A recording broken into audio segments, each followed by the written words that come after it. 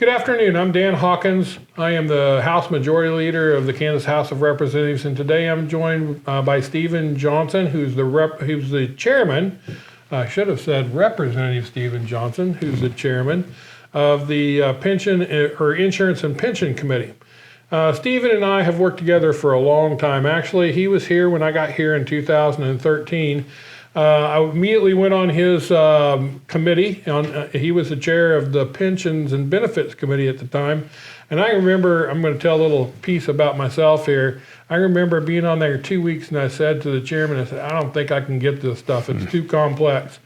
And he made me stay on it, which was a good thing because I really enjoyed it over the next 4 years. But Stephen, back then we were really trying to work ourselves out of a hole. Where were we back in 2013? Well, we were in a hole, and you were a quick study on that, clearly. You moved right through that topic. But we were second to last in the nation on the funding of our pension plan. We were only thankful for Illinois at that time. We were 56% funded, which is really close to that dangerous tipping point. Going below 50% is hard to ever recover. And worse than that, the projected contributions never met the liability. So we were in the process of trying to get our arms around that and get control of that liability. So there's a couple of differences between the funding and how well our plan was run. Our plan was actually run very well from an investment standpoint, wasn't it? It was. Plan has been run well. We had some missteps way back in the 80s on the investment side, but for several decades it was run well. It was a tendency to give away benefits without paying for them and never stepping up to pay the full freight of the cost of that plan, and having long periods of borrowing and promising to pay it in 20 years.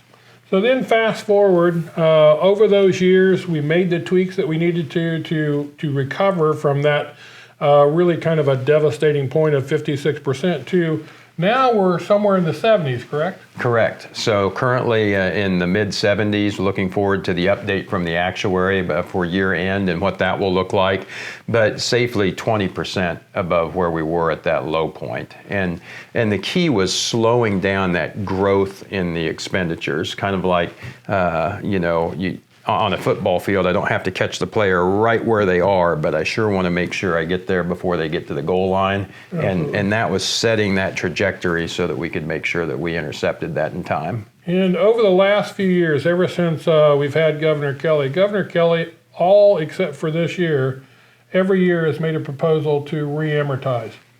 And we've resisted that. And tell our folks why we've resisted doing that.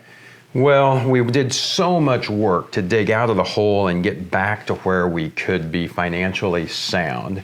And the reamortization that was proposed would consistently pay less than the interest cost on the debt that we had and what it cost just to get through another year of what we owed the employees.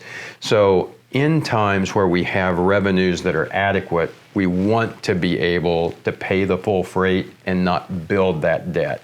We had worked so hard to start shrinking it, we didn't want to go back to where we were. And it was truly going to cost us a ton. It was, I think that very first time she wanted to re-amortize, it was going to be $7 billion over 15, 20 years, whatever it was. Correct. It would be billions of dollars very quickly. It's just trying to save that 150, 160 million up front and moving it 20 years down the road really works against you when you've got that debt at 7.75%. Yeah, absolutely.